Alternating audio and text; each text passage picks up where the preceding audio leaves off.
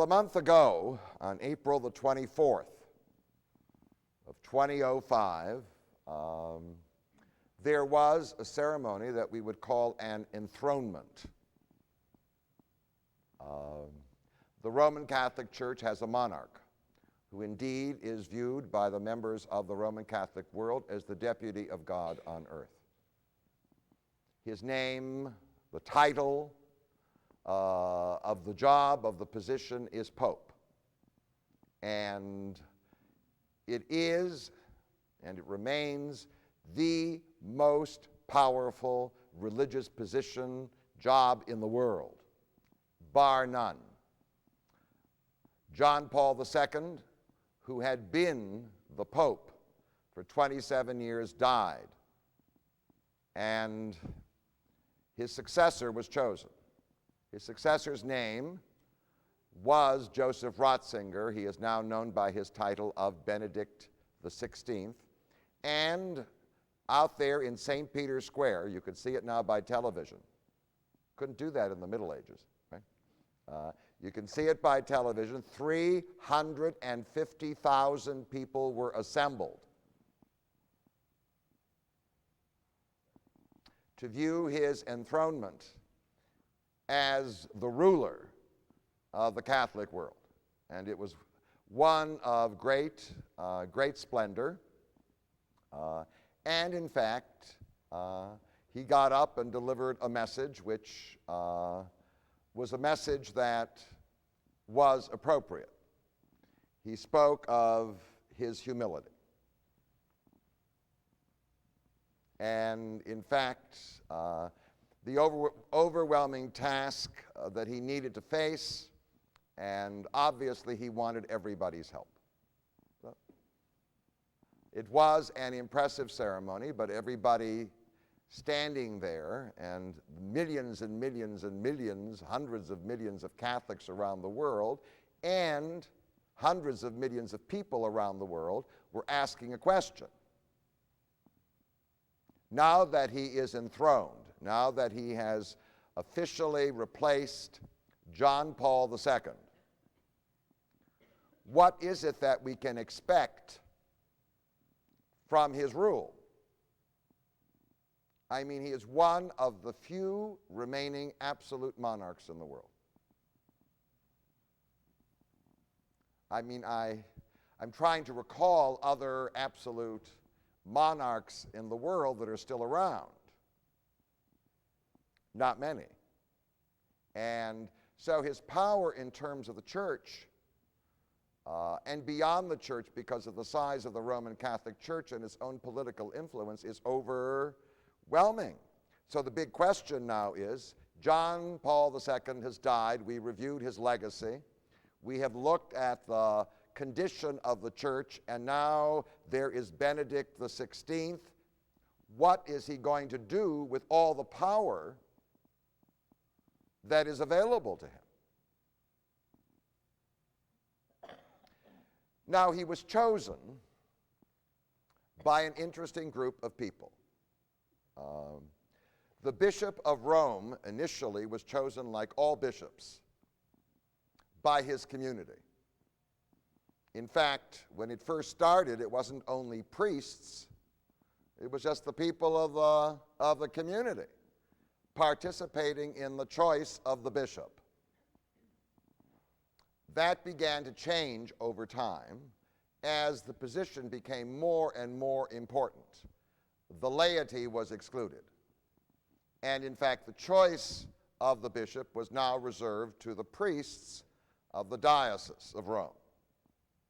But as the job and the position became even more elevated, as the Bishop of Rome became obviously the ruler of the Roman Catholic world,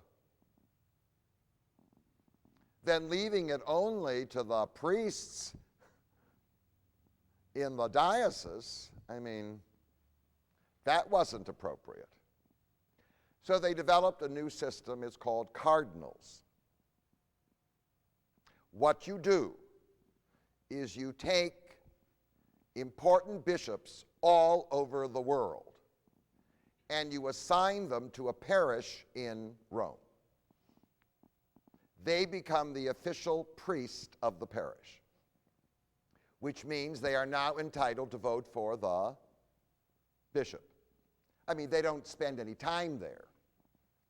From time to time, they may show up in Rome to see the Pope, in which case they will go and visit their parish, their titular parish.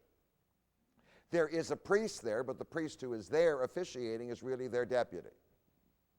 It's their parish, and because it's their parish, they are entitled to vote for the Bishop of Rome, and they are rewarded with a title. They're called cardinals, and they wear the red hat, right? And in fact, they constitute a college, a coming together of leaders, a college of cardinals. Now, the College of Cardinals has generally hovered over the last few centuries at about 100. I mean, they can always find a parish to attach the famous bishop to, but under the reign of John Paul II, the number of cardinals was almost doubled, reaching somewhere close to 175, 180. I mean, it's a huge jump in the number of cardinals, and the College of Cardinals is responsible for the choice of the Pope, of the new Pope. Of this number, 115 were eligible to vote. Obviously, people over 75 or 80 are not appropriate to vote because they want people to vote who indeed have some investment in the future. So, 115 were eligible to vote. And in fact, they went into conclave. They waited 1 week. There were the funeral arrangements, and then they went into conclave in one of the most stunning places in the world. I mean, I wish I had had Michelangelo to do my house. I mean, do you understand? I would have loved it. And just to paint my ceiling. And my ceiling's small. No, just a little, right. It's called the Sistine. No, it's the Sistine Chapel.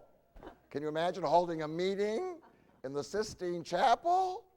All they do now is, I mean, there are 12 million tourists every day. They shove you in. You've got 2 minutes. You walk around and they throw you out.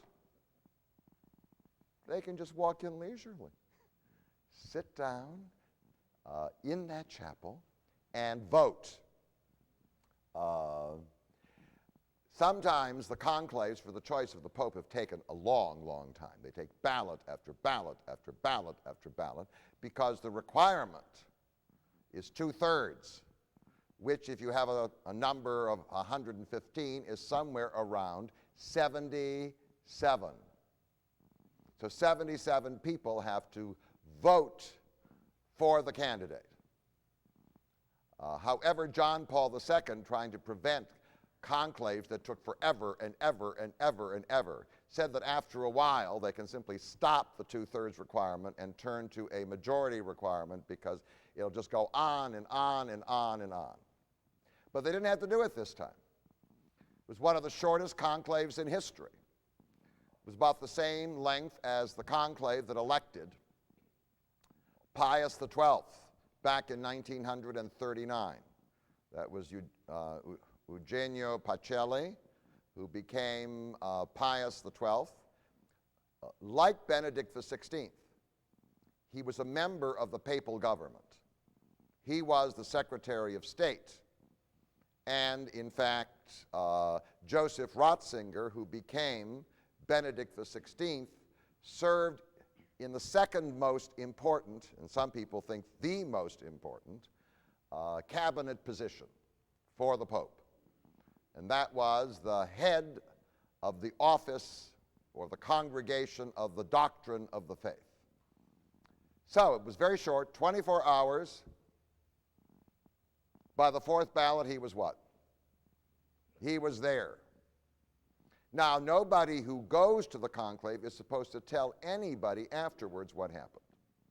They burn the ballots, and all you know is a little smoke comes up a chimney over the Sistine Chapel and tells you, if it's white smoke,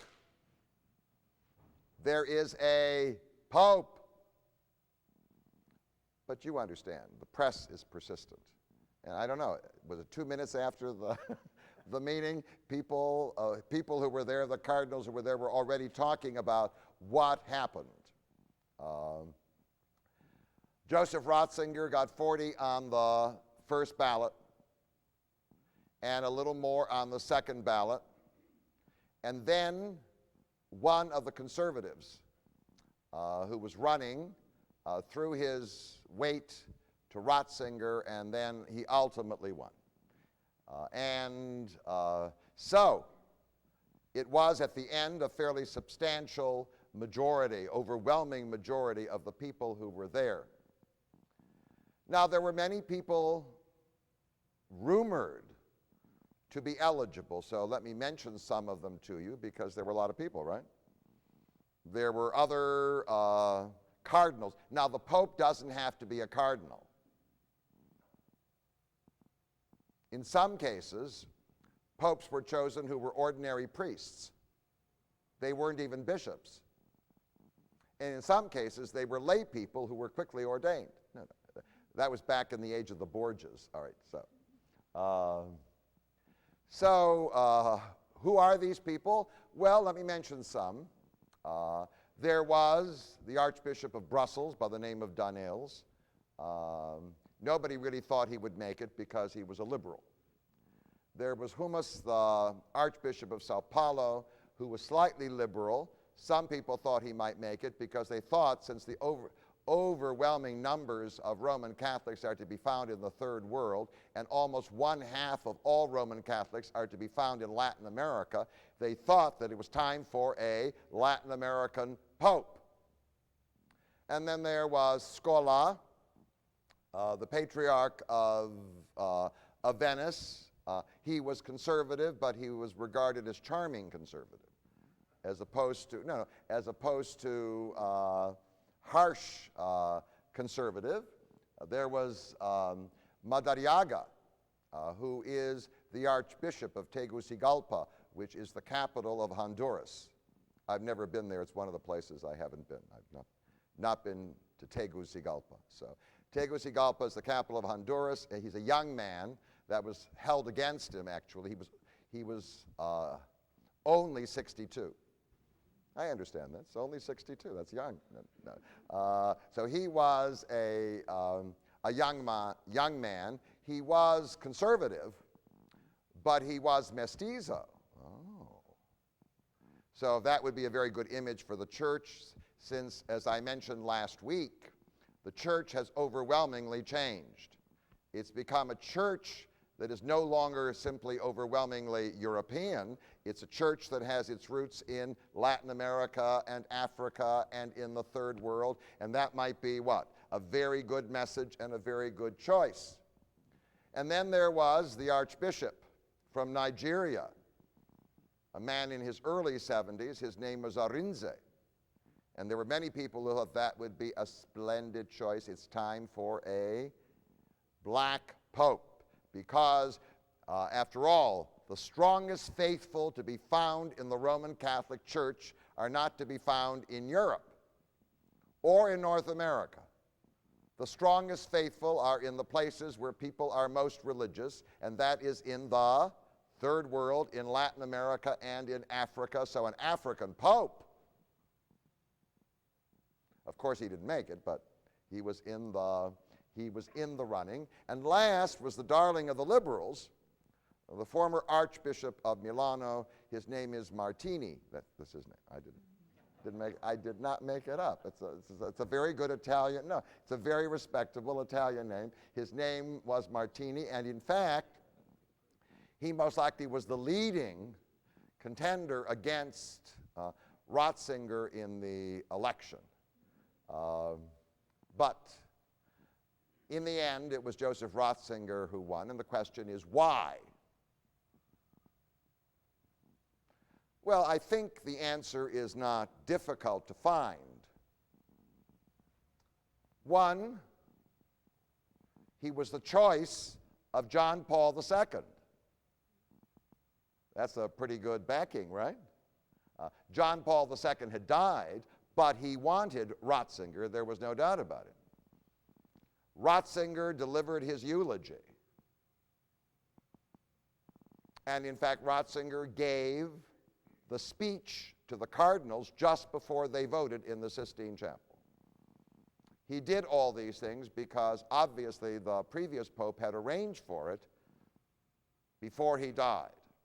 In fact, the chief aide, assistant, and associate of John Paul II over the last 24 years, since 1981, the man who worked with him most intimately. You'd see John Paul II, and just behind him would be, in the photograph would be Joseph Ratzinger, was this man. And he was chosen for the same reason that John Paul II was chosen. As I mentioned last week, Vatican Council II created a deep rift in the church because there was a division as to strategy. Do we liberalize the church in order to deal with all those people in Europe and North America who may leave it unless we do? Or do we have a clear, strong, historic, traditional message that will be appreciated by our members in Latin America and Africa and Asia? And we may lose some of the people in Europe and North America, but we will have a strong church based ultimately on large numbers. Well, Vatican Council II, its thrust was to appeal to the liberal forces in Europe and North America, and that created the big argument. And from it flowed a level of chaos in the church which many of the conservatives found disturbing. So the Pope who followed John the 23rd was Paul VI. And he was not able effectively to deal with this chaos. So when he died, they initially chose John Paul I, but he only lasted for less than a month. And then they chose a man who was chosen for his conservative credentials because he came from Poland. And in Eastern Europe, the church was very, very conservative because it was fighting the communists. So John Paul II was elected for his conservative credentials. And in fact, throughout his reign, he reined in the liberal forces. And his chief helper in doing that was Joseph Ratzinger. So most of the cardinals, all but 3 of the cardinals who walked into that assembly, had been chosen by John Paul II. And in order to be chosen by John Paul II, they had to pass the ideological test, which came out of the conservative agenda. One of the 3 who had been chosen before, interestingly enough, was Joseph Ratzinger. He was chosen by Paul VI. So there was a conservative assembly with conservative anxieties about the results of Vatican Council II. John Paul II was chosen because he was viewed as a conservative pope. They may have been aware of some of his charismatic ability to communicate with the masses, but that wasn't the reason why he was chosen. And now, Joseph Ratzinger is chosen for the same reason, designated certainly by John Paul II in whatever way he could to guarantee his election. I mean, he gave him the central positions ultimately in the funeral and in the instruction to the College of Cardinals. So he was like the destined candidate. Like one of those elections where you know in advance who is going to be the choice. That certainly was the case. So who is he? Well, he was born in 1927, in April of 1927. He was born in a little town called Marketal im Inn. It's on the Inn River. It's right across from Austria. It's the southern border of Germany. There is a border between Bavaria, which is in Germany, and Austria. So his town is in Bavaria, but if you look right across, there is Austria. And in fact, the area was always part of, for most of its history, the Diocese of Salzburg, sometimes called Salzburg. All right. The Diocese of Salzburg, that's Mozart's what? That's Mozart's hometown, the place where he lived. It's one of the great tourist destinations of Europe. It's also a very Catholic area. It's the Catholic area of Germany. Northern Germany is Protestant and Lutheran. Southern Germany is Catholic. The farther south you go, the more Catholic it becomes. The higher you climb into the mountains, the more Catholic it becomes. So it's a very Catholic area. His father was a policeman. The family was comparatively poor. They weren't poor, I mean, they had a nice clean house. But they certainly were not members of the middle class. His father was a policeman, and his mother was a cook. And there were these children. There was the older brother, whose name was George. He was to become a priest too. Actually, he had great musical talent, and he was to become the director of the famous cathedral choir in a larger town in Bavaria to the north called Regensburg, which is on the Danube. He had a sister called Maria. Maria devoted her life to Joseph Ratzinger. That was it. That happens in families, where one child devotes her time or his time to the mother. In this case, it was the sister who devoted her time to Joseph. He was a cute little kid, and from the very beginning, he loved to read. It was very clear that he was going to be some kind of intellectual. Now, the way to success in the Catholic world for people born into what I would call the lower middle class, the way to rise in a class-oriented society was to become a priest. Because if you became a priest, you could then what? Become a bishop, you could then become an archbishop, you could then become a cardinal. The route to the top was through the church. It's very interesting. There was an interview that appeared in the New York Times about Joseph Ratzinger in which his brother George was interviewed. And George said that when his brother was 5 years old, Cardinal Faulhaber, that was in 1932, Cardinal Faulhaber of Munich came by, and he came into the town where they were, Traunstein, and he got out of his car, and Joseph Ratzinger, who's a kid of 5, watches him come out of the car in his red vestments, and he says to his brother, "I want to be a cardinal." No.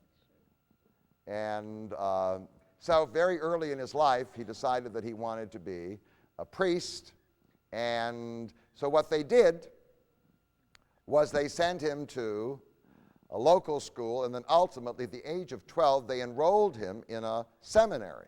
They could do that in those times.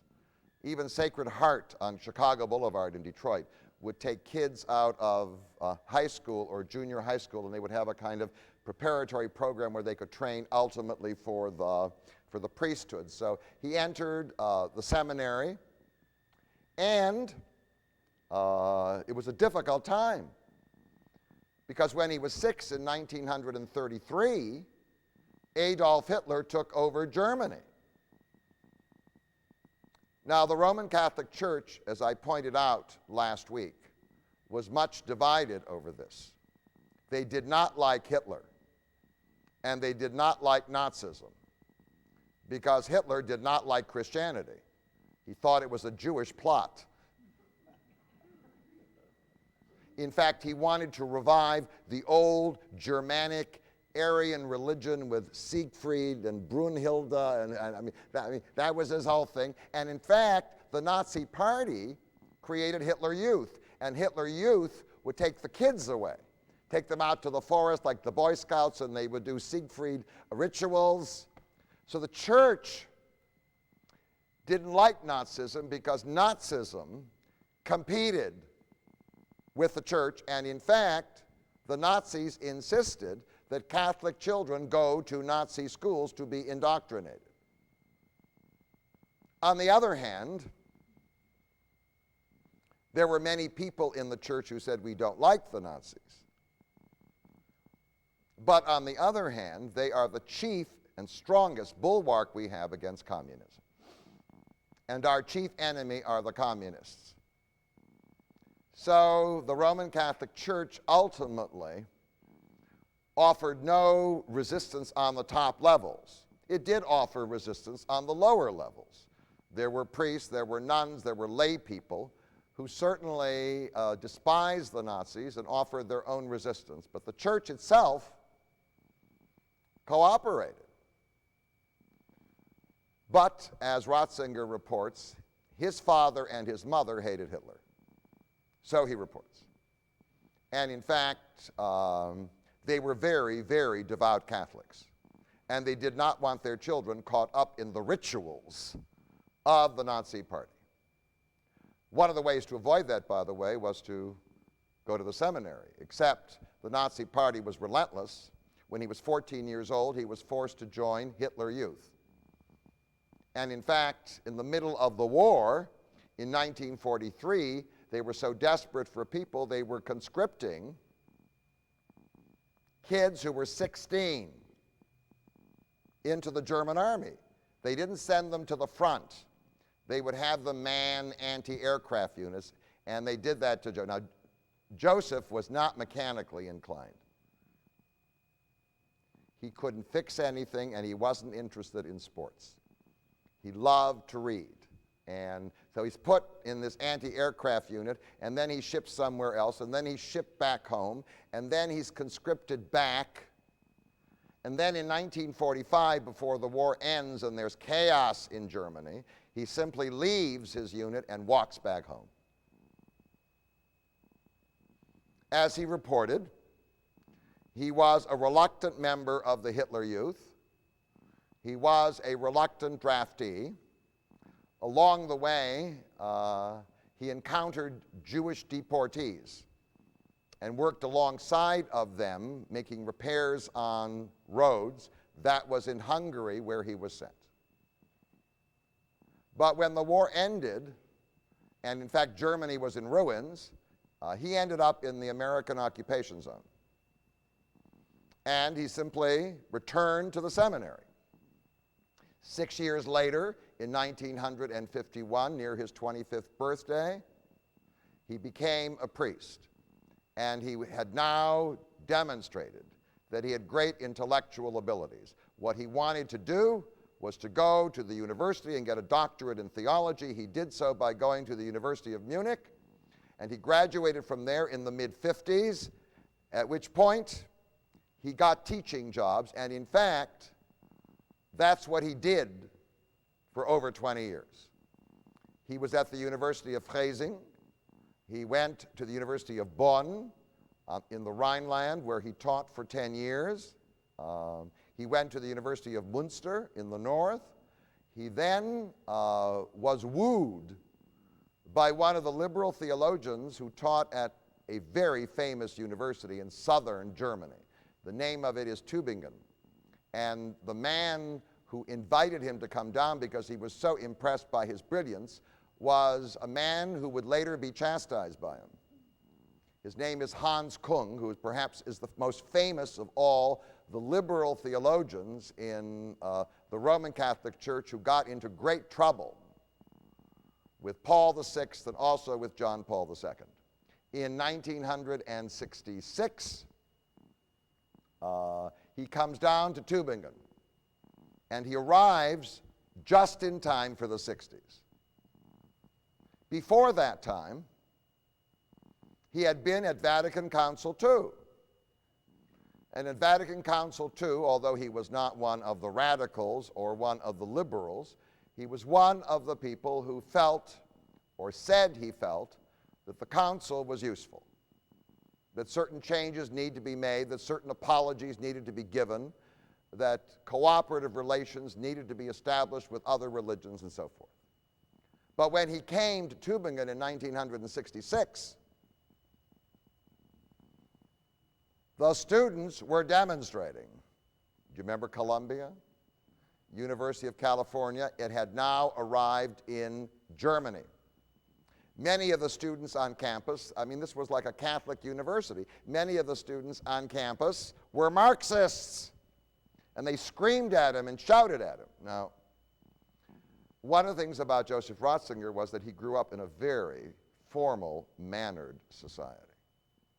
A bunch of kids with big mouths shouting at him. He found it absolutely intolerable. And in fact, many authors have commented on this. Many journalists have commented on this. He became more conservative. He was always conservative. That was the environment in which he was raised. He became more conservative in response to the student riots in Tübingen. In fact, he told Kung he could not stay. And he left. And at the end of the 60s, he moved. He moved to the town where his brother was now the director of the cathedral choir. There's a university there, the University of Regensburg. And there he became a teacher of theology, and there the student body was comparatively quiet, and there he built himself a little house, which he still owns, which he most likely no longer needs, but I mean a little house which he still owns, and life was peaceful, but he was now identified very clearly in the Catholic world as a conservative voice, opposed to all the chaos. These young kids, all these people now going around saying, I'm going to do what my conscience tells me to do. He now began to write, denouncing the protests, denouncing the liberals, and insisting on conformity to historic and traditional doctrine.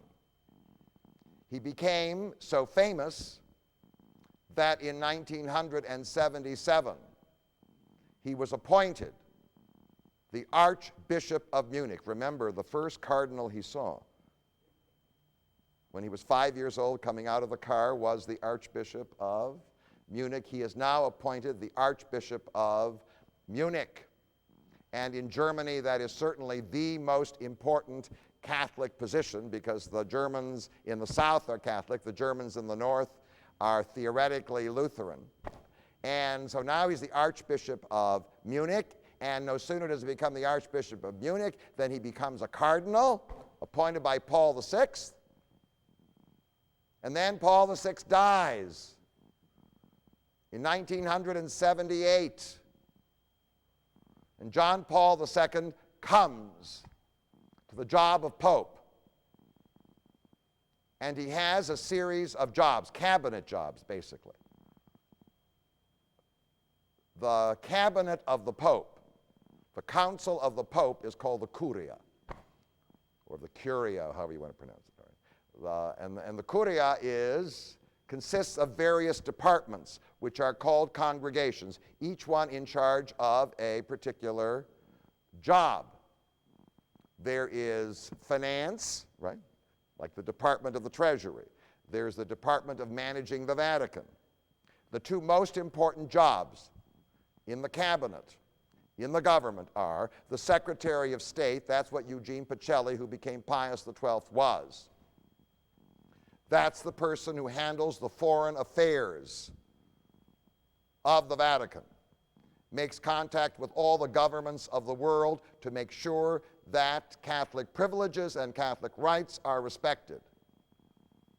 The other job, which historically was more important, was called the Congregation of the Holy Office. The other name for it was the Inquisition. And the head of it for years was called the Grand Inquisitor.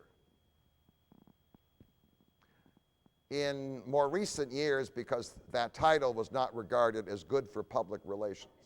It had, at one time it had what we call a fine overtone. But once you get to the modern world and the world of democracy and freedom, whatever, Inquisition, everybody thinks of what? The Spanish Inquisition. So they changed the name of the department to the Department of the Doctrine, or the Congregation of the Doctrine of the Faith. It's the same job. And in fact, for many years, Joseph Ratzinger was called the Grand Inquisitor, because in 1981, John Paul II told him, I don't want you to stay in Munich anymore. I want you to come to Rome and be the head of the Congregation of the Doctrine of the Faith, or to become the Grand Inquisitor. So now I have to describe this job. The job has existed for a long time in the church. How did it start? Well, it started with a demand that is made by many, many organizations. It is called conformity. It was believed that in order for the church to be effective and to lead people on the path to salvation, that they must be instructed in the truth and not in falsehood. If they are instructed in falsehood, they will go on the wrong path and they will never get to where they ought to go. It's no different from your doctor. Your doctor says to you, look, kid, or not kid, whatever. Look, if you want to stay healthy and stay alive, do you understand? This is what you have to do. Cut out chocolate. Oh. Take your pills. Do you understand? So there's another path. This path is not the path to physical health. This is the path to salvation. And the doctors who know the path to salvation are the leaders of the church. And therefore, they want to make sure that people will receive the right information and not the wrong information. They won't be told that smoking is good for you. So therefore, something called conformity in teaching.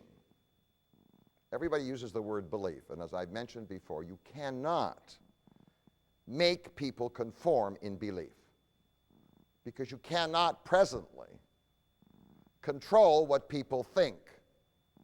All you can control are people's mouths, and you can control what they receive, what they hear. You can't control what's inside. So this is conformity of teaching. When you speak publicly, when you utter any statements about the path to salvation, then you must teach the truth and not falsehood. Got it? So, there is this requirement for conformity. Conformity of teaching will lead to conformity in practice. And conformity in practice will make sure that everybody who enters the path to salvation will be able to ultimately, if they follow the path, get there. Now, the main instrument of this conformity was something that was instituted in the 4th century A.D. Through the efforts of the Roman Emperor Constantine. They're called the creeds. One of the things that Roman Catholics do and Christians do is rise during public services and they recite a statement of belief. They're doing it less and less now, but I mean they used to. I mean it was an essential part of what we call the service. And in fact, the first of the creeds was determined at church councils. The way the creeds were created ultimately was that there were church councils, that all the bishops of the church came together and collectively voted on the correct teaching. The first council was Nicaea, and then there was Ephesus, and then there was Chalcedon, and then there was Constantinople I, and Constantinople II. And then there were 4 Lateran councils in Rome, and then there was the Council of Trent. I mean, council after council ultimately formed the corpus, the body of conformity. Now, all religions, all established religions generally have creeds. Creeds come in 2 forms. One is what I call aggressive creeds, where you have to stand up every day and say, I believe in democracy, I believe in personal freedom, I believe in... The other is what's called political correctness. You don't have to stand up and say anything. But if you open your mouth and say the wrong thing, do you understand? You get it. So, I mean, they're different styles, right? You don't have to get up and say, I believe, but if you say the wrong thing, you get it. So, Christianity on the whole chose strategy 1. I mean, Islam has a creed. I mean, when you do your prayers and 5 times a day, you affirm the unity of Allah and Muhammad as the chief of the what? The prophets. The Jews have a creed. Modern Jews keep denying that they have creeds, but there's a creed in traditional Judaism. I mean, it's the famous prayers like the Muslims.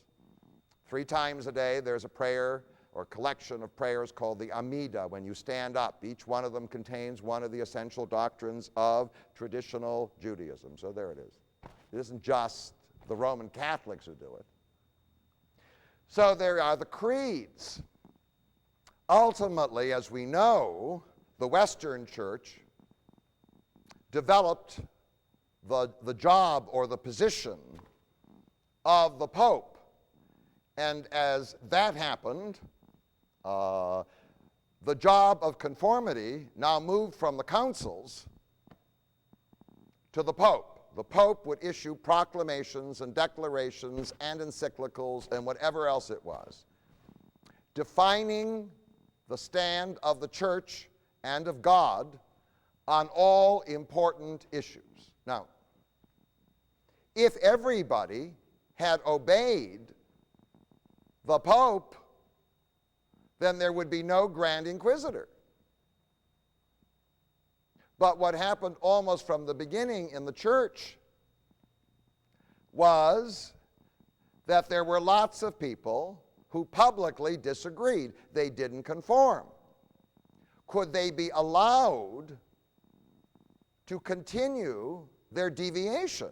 The answer was no, because if they spoke falsehood, then people listening to the falsehood would follow the falsehood and they would not end up in the right place.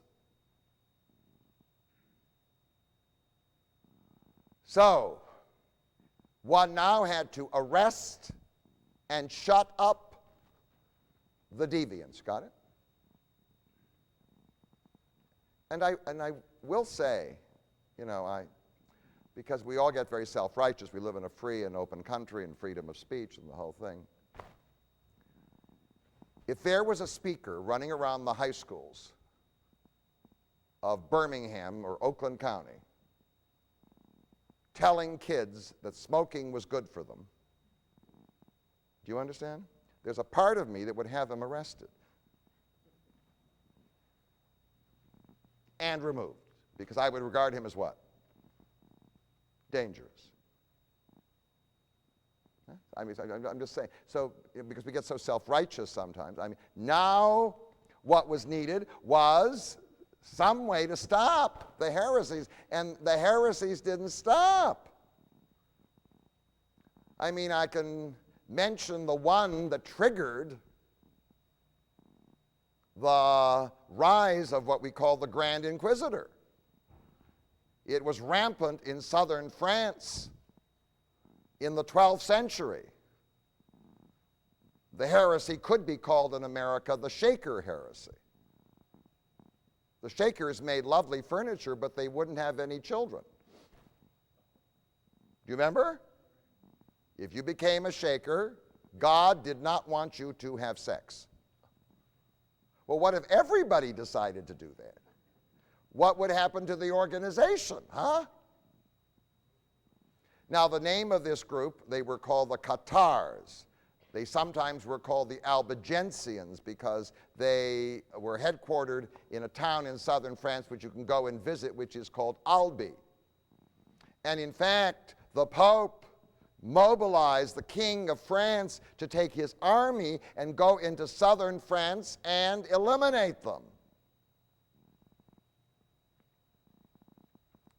It was this rampant heresy, together with others, that persuaded the Pope, as his power increased, to create this job. The job is the Grand Inquisitor. And it was all reinforced by other things. I mean, at that time, a split had developed between the Western Church in Rome and the Eastern Church in Constantinople. And there was all this insidious doctrine coming from the East that needed to be suppressed. Plus, only a few miles away were millions and millions and millions of Muslims with absolute wrong ideas. They had invaded Spain. They had converted what? Thousands and thousands of Christians to Islam. Something needed to be done. So, the church developed a series of strategies. One of the strategies for dealing with heresy was the creation of teaching orders, priests who did more than officiate at masses. They went out and they taught the truth to people. The two great teaching orders of the Middle Ages were the Franciscans and the Dominicans, and after the Protestant Reformation, it was going to be the Jesuits, right? They are teaching orders. But certainly, one of the more important strategies was the creation of this job called the Grand Inquisitor. And let me talk about his power.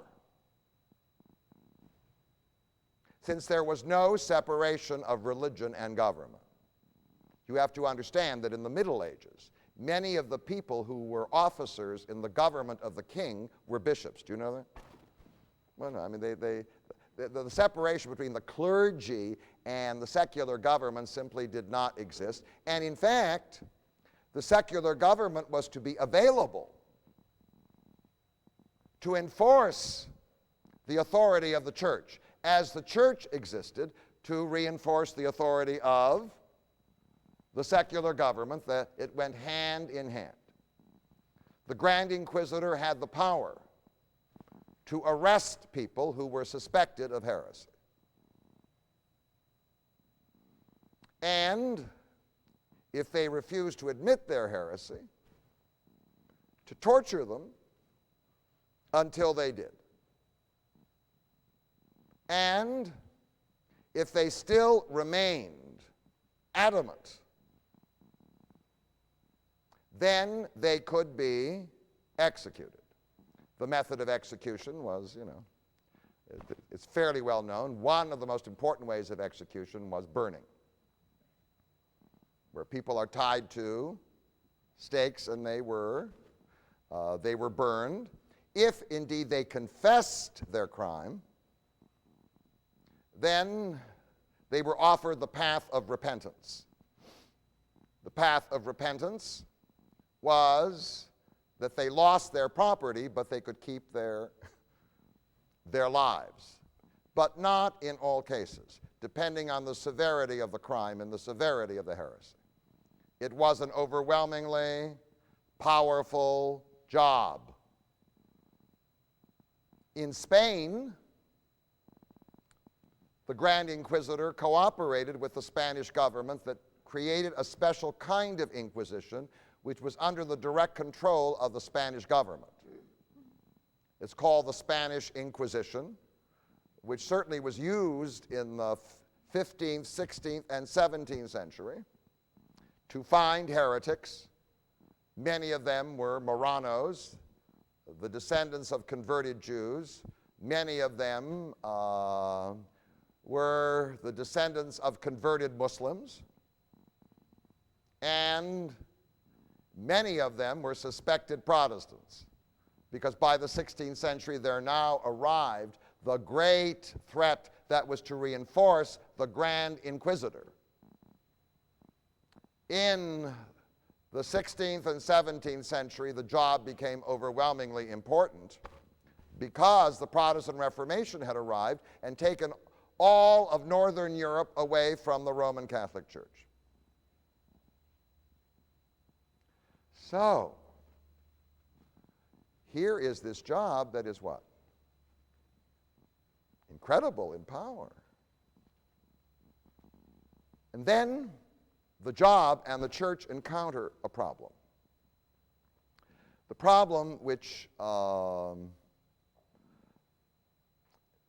not planned, but which arrived fairly suddenly, was the problem of what we call the modern world. The major feature of the modern world, as it appeared in the 18th century, was a movement that we call the Enlightenment. And the Enlightenment led to all kinds of ideas, from personal freedom to democracy, to science, whatever it be. One of the ideas that came out of the Enlightenment was the separation of religion and government. Now you have to understand how this affected the Grand Inquisitor.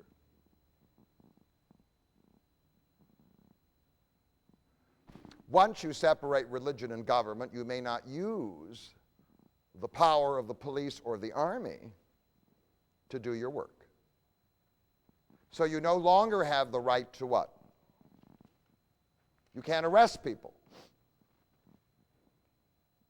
And you can't condemn them to death. I mean, whatever else it is, the modern state as it emerged in Europe, even in Catholic countries, deprived the church of the power that the Grand Inquisitor at one time possessed.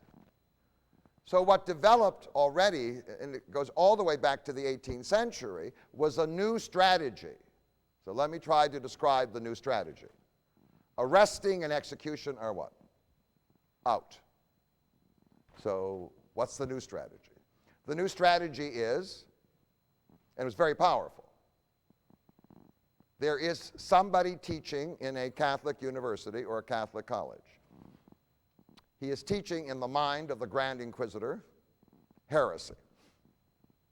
You call him in and you tell him that he's lost his job. It's called silencing. And you say to him that not only may he not teach, he may not publish. And if he chooses to do so, there is the next strategy, which is used by all religions. The Protestants did it. All you had to do was go to 17th century New England. If you didn't conform to the what? The established Congregational church, they either kicked you out of the colony or they put your head through the what? The stocks. The Jews did it. When Benedict Spinoza said what the Orthodox leaders of the Amsterdam community didn't like. They what? They excommunicated him. This is a common practice by most established traditional religions. So, first comes silencing. And if silencing won't work, then comes excommunication. And the other thing would be, if the person certainly misbehaves, if you don't want to use excommunication, you deny him access to the sacraments. He may not come to the Mass, do you understand? For instance, certainly in my childhood, Roman Catholics who got divorced